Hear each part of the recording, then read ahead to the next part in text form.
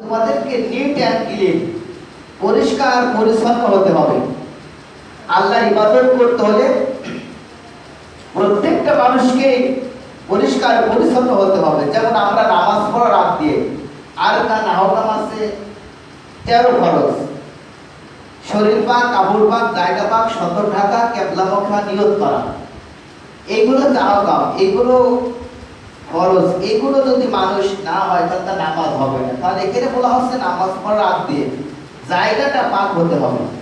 আপনি যেই জায়গাটায় নামাজ পড়বেন এই জায়গাটা যদি অপরিচ্ছন্ন থাকে, অপরিষ্কার থাকে, তাহলে আপনার কর্তব্যই হলো এই জায়গাটা পরিষ্কার করে সেখানে নামাজ আদায় করা।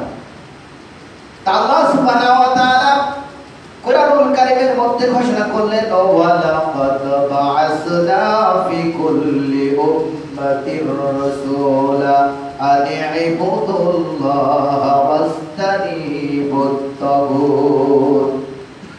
আল্লাহ সুবহানাহু ওয়া তাআলা কোরআনুল কারীমের মধ্যে ঘোষণা করলেন, আমি এই পৃথিবীতে রাসূলকে সৃষ্টি করেছি এই জন্যই যে আমি ইবুদুল্লাহ, আল্লাহর ইবাদত করবেন। পক্ষান্তরে আল্লাহ রাব্বুল আলামিন বলছেন তানিবুত তাগুত, তাগুতকে স্বীকার করতে হবে। আল্লাহ সুবহানাহু ওয়া তাআলা তাফসীর ইবনে কাসিরের মধ্যে তাগুতের ব্যাখ্যা করেছেন, তানিবুত তাগুত হচ্ছে মানব রচিত আইন, যে আইন দ্বারা মানব রচিত চলে, মানুষের পেটে গোলামি করে, মানুষের পেছে চলে। এই তাগুত শক্তিকে বাদ দিতে হবে। আর যদি কোনো মানুষের তাগুত শক্তি বাদ না দেয়, আল্লাহ রাব্বুল আলামিন বলেন, ওয়া মা খালাকতুল জিন্না ওয়াল ইনসা ইল্লা লিয়াবুদুন। আমি মানুষকে সৃষ্টি করেছি আমার ইবাদত দাসত্ব গোলামি করার জন্য।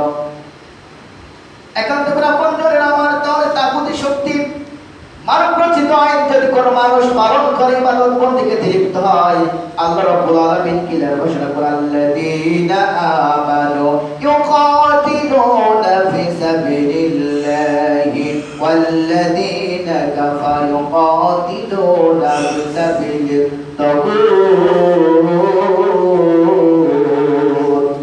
আল্লাহ রাব্বুল আলামিন কুরআনুল কারীমের মধ্যে সূরা নিসার ৭ নম্বর আয়াতের মধ্যে ঘোষণা করলেন, ঈমানদার যারা হবে, মুত্তাকি যারা হবে, এদের কাজকর্ম, লেনদেন, আদান প্রদান সবকিছু আল্লাহর সাথে। পক্ষান্তরে যারা তাগুত আইন পালন করে, আল্লাহর বিধান বাদে মানব রচিত আইন যারা পালন করে, এদের কথাবার্তা কাজ করা হবে তাগুতের পক্ষে। তাগুত হচ্ছে আল্লাহর দল বাদে।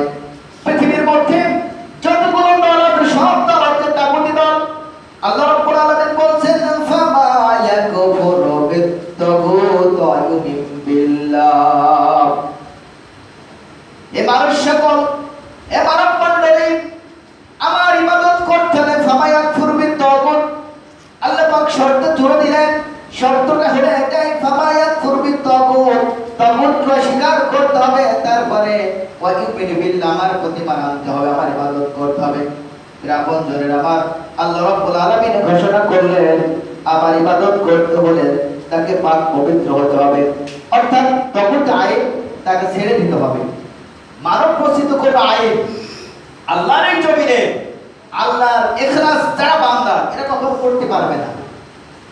পক্ষান্তরে আল্লাহ রাব্বুল আলামিন কুরআনুল কারীমের মধ্যে ঘোষণা করলেন, আফা গায়রা দীনিল্লাহি ইয়াবগুনা ওয়া লাহু আসলামা মান ফিস সামাওয়াতি ওয়াল আরদ ওয়া ইলাইহি ইরজাউন।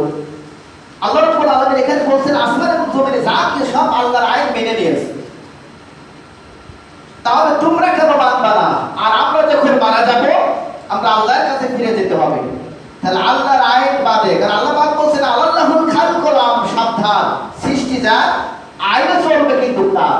এই আইন চলতেছে, যদি আপনার উপর জুলুম নির্যাতন আসে, তাহলে এই উপরটা সহ্য করে আল্লাহর বিধান এই পৃথিবীতে বাস্তবায়ন করতে হবে। কারণ আল্লাহ রাসূল বলছেন, লা ইসলাম, ইসলাম নেই হচ্ছে ওই ব্যক্তির জন্য ইল্লা বিল জামাত, সংগঠন ছাড়া। আল্লাহ রাসূল বললেন, প্রত্যেকটা মানুষকে একটি সংগঠনের সাথে তাকে যুক্ত থাকতে হবে।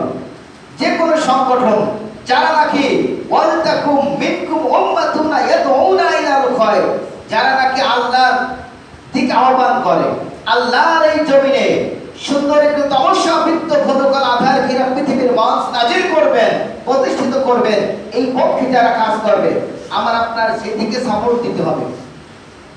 কারণ আল্লাহ রাব্বুল আলামিন বলছেন, ওয়ালা তাওয়ানু আলাল বিররি ওয়াত তাকওয়া ওয়ালা তাওয়ানু আলাল ইসমি ওয়াল উদওয়ান ওয়াত্তাকুল্লাহা ইন্নাল্লাহা শাদীদুল ইকাব। আল্লাহ রাব্বুল আলামিন সূরা আল-মাইদার 2 নম্বর আয়াতের মধ্যে ঘোষণা করলেন, তোমরা পুণ্য ও ক্ষুধামূলক কাজে একে অপরের সাহায্য সহযোগিতা করবে, কিন্তু যেখানে গুনাহ সীমালঙ্ঘন কাজ দেখবে তোমরা সেখানে অন্যের সাহায্য সহযোগিতা করবে না। এখন দেখবেন আপনজনের আমার এই দুনিয়ার ছোট জীবনে জীবন জিন্দেগিতে মানুষ